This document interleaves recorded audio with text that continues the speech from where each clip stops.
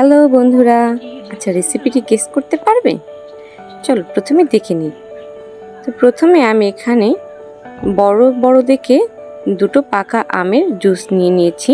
আমটাকে ভালো মতো ব্লেন্ডারে দিয়ে সেখান থেকে আমি শুধু জুসটাকে ছেঁকে নিয়েছি। তো এই জুসটাকে এখন ভালো করে ফুটিয়ে নিতে হবে।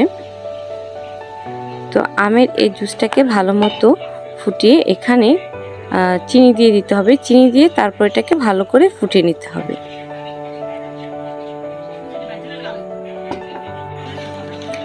চিনিটা একদম গলে যাবে আর এটা ফুটে উঠবে। তো ততক্ষণে আমরা আরেকটা কাজ করব। এখানে আমি হাফ কাপের মতো সুজি নিয়েছি।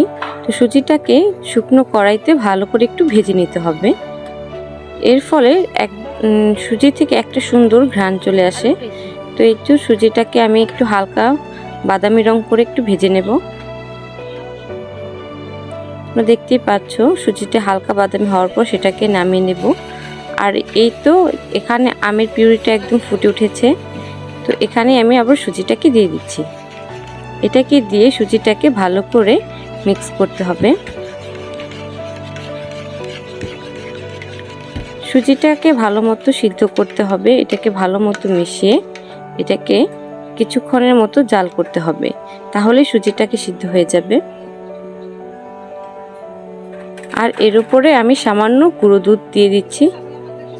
তো গুঁড়ো দুধটা দিলে এখানে টেস্টটা আরও বেশি ভালো আসে।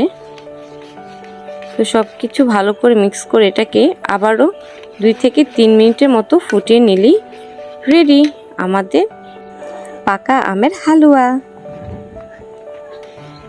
তোমরা এটাকে কিছু বাদাম কিশমিশ দিয়েও পরিবেশন করতে পারো, কিন্তু আমার কাছে এটা এমনিতেই খুবই মজা লাগে।